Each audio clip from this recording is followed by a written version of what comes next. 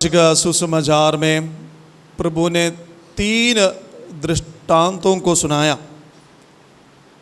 ये तीनों दृष्टांत में प्रभु स्वर्ग का राज्य के बारे में और संसार की अंत के बारे में बताते हैं। और पिछले बार भी हमने सुने, प्रभु दृष्टांतों से प्रभु लोगों को समझाते थे, क्योंकि दृष्टांतों में लोगों को समझाने के लिए आसान होते हैं और स्वर्ग राज्य का रहस्य उनको दृष्टांतों से सुनाते हैं और ये दृष्टांतों से सुनाने से उनको रहस्य समझने के लिए आसान हो जाते हैं। तो आज का सुसमाचार में भी प्रभु सबसे पहले जो जंगली बीज का दृष्टांत सुनाया और उनकी जो सारांश है, उनकी प्रतीक है, प्रभु अंत में शिष्यगणों को भी बताते हैं। वो इस प्रकार है, खेत में जंगली बीज का दृष्टांत प्रभु ने उन्हें इसी प्रकार समझाते हैं। अच्छा बीज बोने वाला मानव पुत्र के पुत्र है, खेत संसार है, अच्छा बीज राज्य का प्रजा है, जंगली बीज दुष्ट आत्मा की प्रजा है, बोने वाला बैरी शैतान है और कटनी का अंध है, कटनी संसार का अंध है और लुनने वाले स्वर्गदूत हैं। तो हमें प्रभु दृष्टांतों से समझाते हैं कि खेत संसार है और खेत में जो अच्छा बीज बोए हैं वो मानव पुत्र है, लेकिन उसके बीच में जंगली बीज बोते हैं वो शैतान है और दोनों एक साथ बढ़ते हैं। लेकिन कटनी के समय में, संसार के अंत में, अच्छा या बुराई को दोनों को दो भाग में चुन लेंगे और स्वर्गदूत ने बुरे या कुकर्मियों को अग्नि में छोक देंगे, अग्नि में जला देंगे। यही है अंतों का सारांश। अभी संसार में जब हम देखते हैं, हमें भलाई करने वाले लोगों को भी देखने के लिए मिलते हैं, बुराई करने वाले लोगों को भी हमें देखने के लिए मिलते हैं। तो प्रभु हमसे चाहते हैं कि हम भलाई करने वाला लोगों के साथ जुड़े रहने के लिए, हमारे जीवन में भलाई होने के लिए, बुराई को छोड़ने के लिए। लेकिन विश्वास करना, संसार में दोनों भी है, अच्छाई और बुराई, और हम ये दोनों के साथ रहते हैं। हम कभी बुराई से अलग नहीं हो सकते हैं। बुराई भी हमारे सामने है, अच्छाई भी हमारे सामने है। हमें एक दूसरों को अलग नहीं कर सकते, दोनों के साथ हम रहते हैं। लेकिन प्रभु हमसे चाहते हैं भलाई सदा अपने जीवन में स्वीकार करने के लिए, अच्छाई को अपने जीवन में स्वीकार करने के लिए, क्योंकि कटने के समय में, अंतिम समय में स्वर्गदूत आकर लोगों को इस प्रकार चुन लेंगे, इस प्रकार बटोर लेंगे, जो अच्छाई करने वाले लोगों को स्वर्ग की ओर और बुराई करने वाले लोगों को अग्नि कुंड में जला देंगे। तो हम भी इंतजार कर रहे हैं ईसा मसीह की दूसरी आगमन के लिए। पहला आगमन हो चुका है, अभी हम सभी लोग वही इंतजार में हैं, ईश्वर की, ईसा मसीह की, मानव पुत्र की दूसरी आगमन के लिए।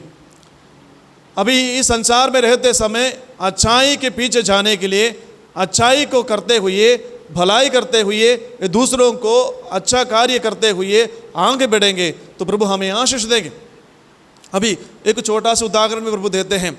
राई की दाना का दृष्टांत द्वारा प्रभु ने हमें एक छोटा से उदाहरण देते हैं। वह इस प्रकार है, राई के दाना संसार में सबसे छोटे एक बीज है, लेकिन जब बोया जाते हैं, जब वो पौधा हो जाते हैं, बड़ा एक पेड़ पौधा जैसे वो बन जाते हैं और अनेक पक्षी उसमें बसरने के लिए आते हैं। तो प्रभु हमसे भी ये दृष्टांत द्वारा समझाने के लिए चाहते हैं कि हमारे जीवन में भी जब हम हमारे आसपास लोगों के साथ रहते हैं, शायद उन लोग बुराई करते हैं, लोग हमारे विरुद्ध करते हैं, हमारे विरुद्ध बोलते हैं, फिर भी हम छोटा राई की दान की समान बनना है।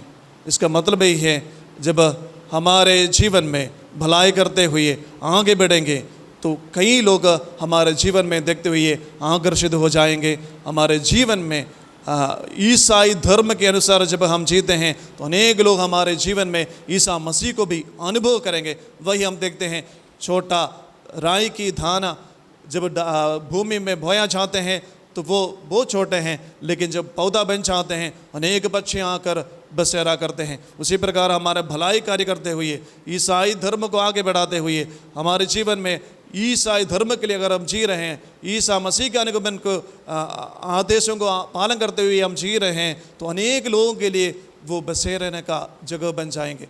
अनेक लोगों के लिए एक जगह बन जाएंगे ईश्वर को देखने के लिए। तो आइए हम प्रार्थना करेंगे। हमारे जीवन में ईसा मसीह के लिए हम सब कुछ समर्पण करने के लिए, हमारे जीवन में ईश्वर के लिए सब कुछ छोड़ने के लिए हम प्रार्थना करेंगे। आज का दूसरा पाठ में हमने पढ़कर सुना है, हमारे दुर्बलता में आत्मा के लिए पुकारिए, आत्मा हमें शक्ति प्रदान करेंगे। हमारे दुर्बलता में आत्मा के लिए प्रार्थना कीजिए, आत्मा हमें शक्ति प्रदान करेंगे। इस संसार में जब हम रहते हैं, हमारे जीवन में हम कभी कभी दुर्बल हो जाते हैं। इस संसार में जो बुराई को देखते हुए हम भी वही बुराई पर आकर्षित हो जाते हैं, तो हमारे जीवन में दुर्बल आ जाते हैं। तो प्रार्थना कीजिए पवित्र आत्मा की शक्ति के लिए। पवित्र आत्मा जब हमारे जीवन में आ जाएंगे तो हमारे दुर्बलताओं को, हमारे अयोग्यताओं को दूर कर सकते हैं। इस समय हमें आंखें बंद करेंगे। आंखें बंद करते हुए हम प्रार्थना करेंगे। प्रभु, हमसे भी चाहते हैं अच्छाई करने के लिए, भलाई करने के लिए, बुराई को छोड़ने के लिए, क्योंकि अंतिम समय में प्रभु बटोरेंगे जो अच्छा करने वाले लोगों को स्वर्ग की ओर और बुराई करने वाले लोगों को अग्निकुंड में झोंकने के लिए हम प्रार्थना करेंगे। हमें भी स्वर्गीय भवन मिलने के लिए, स्वर्गीय आनंद में प्रवेश करने के लिए हम भी चाहते हैं। प्रभु, हमारे जीवन में जो भी बुराई है, कुकर्म है, बुराई है, सब कुछ छोड़कर आपको अनुगमन करने के लिए, आपकी आदेश के अनुसार जीने के लिए कृपा आशीष इस समय हम मांगेंगे। आइए हम खड़े हो जाएंगे और हमारे विश्वास की घोषणा